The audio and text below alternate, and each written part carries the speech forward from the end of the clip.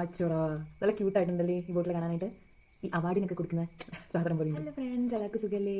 നമ്മുടെ ചേട്ടച്ചാർ നമുക്ക് 2 perfume gift ചെയ്തു കേട്ടോ. അപ്പോൾ അത് നിങ്ങളുടെ കൂടെ അൺബോക്സ് ചെയ്യാമെന്നാണ് ഞാൻ കരുതിയിട്ടുള്ളത്.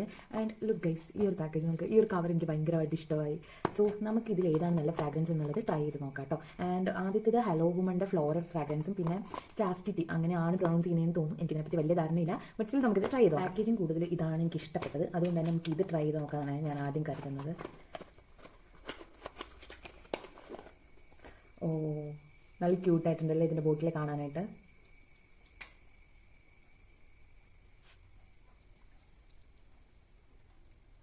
കുഴപ്പമില്ല ഗൈസ്, വലിയ മത്തുള്ള സ്മെല്ലല്ല, നല്ല മൈൽഡായിട്ടുള്ള സ്മെല്ലാണ്. ഇതിപ്പോൾ എല്ലാവർക്കും യൂസ് ചെയ്യാൻ പറ്റും.